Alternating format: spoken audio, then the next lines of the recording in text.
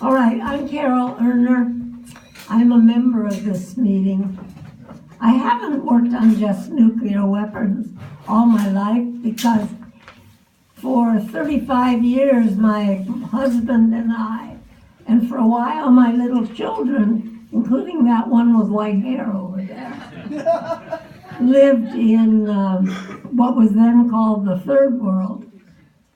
And so I worked during that time with the poorest people I found around me, or on human rights, while my husband worked at the top with governments on development of some of the poorest countries like Libya, Philippines, Bhutan, Bangladesh, Lesotho, Egypt. And those people I worked with and came to love are still inside me.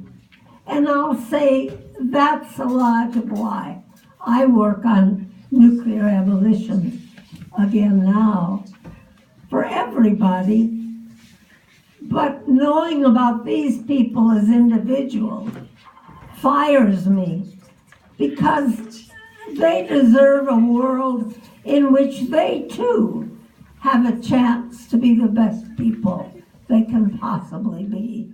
And we saw, both my husband and I, that the policies of our country, which has given many great gifts to the world, were destroying other countries, and particularly the poorer people, not the top rich elites, but the poorer people. And I say we were destroying the rich elites too, because anybody who lives like that off the lives and the blood of the poor is not a complete person or a real human being.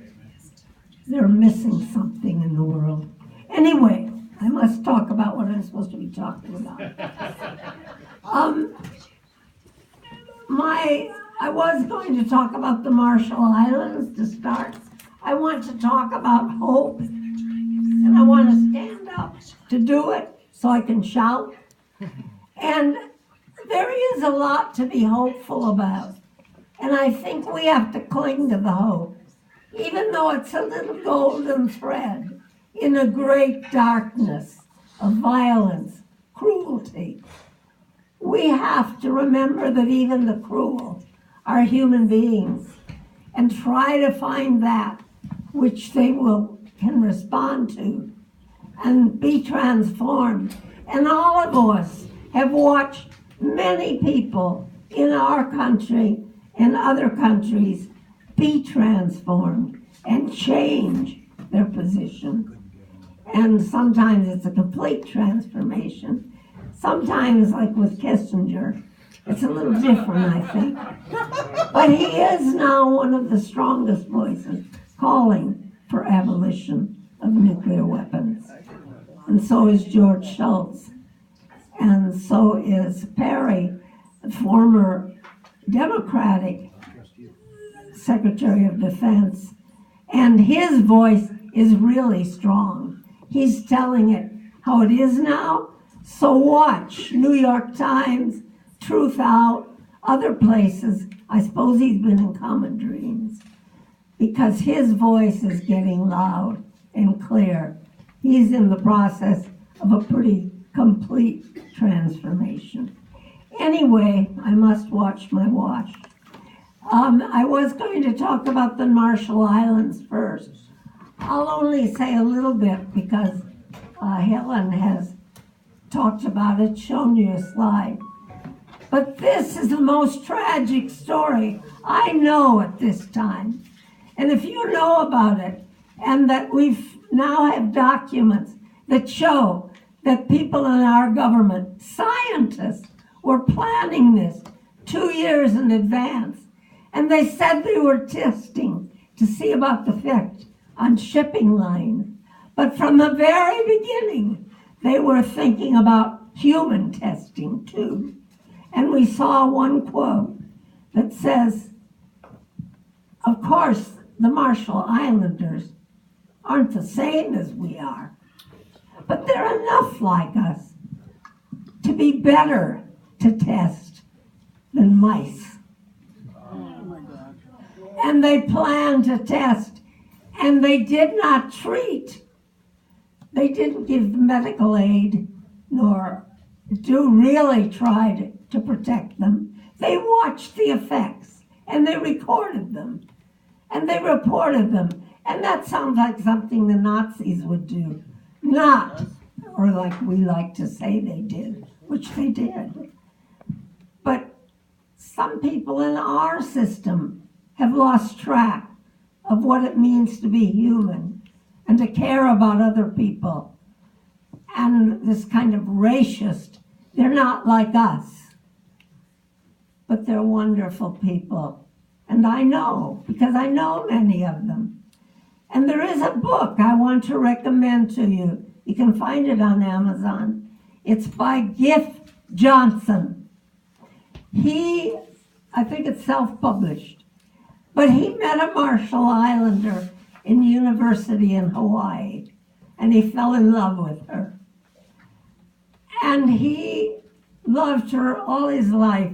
And that book is really a love story, but it's about her and how she reacted to what had happened to her people who were a part of this testing. And her reaction was to tell the story of what happened to them, but not with anger so much as looking for answers and helping her own people to stand up and to work to lift themselves and their own people up. And it's a book that tore my heart out, but it's also very inspiring.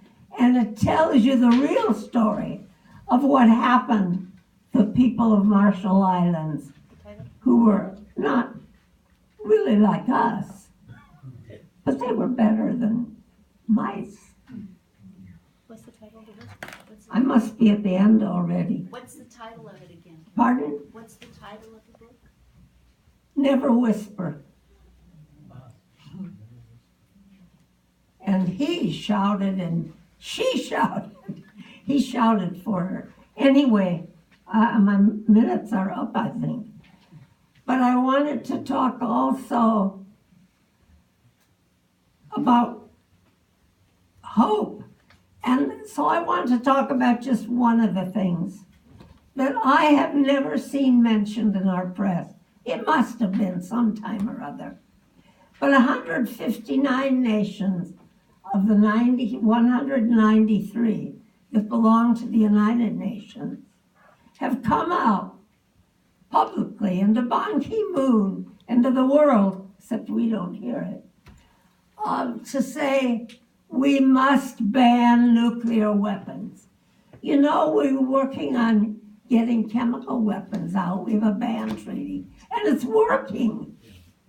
And we have not such a strong treaty, but we're trying to strengthen it, except the U.S. blocks it, for biological weapons. But there's no ban on nuclear weapons. And the nuclear countries claim it's for security, their security. The rest of the world doesn't feel like it helps their security at all. It makes some of them targets. They're bullied.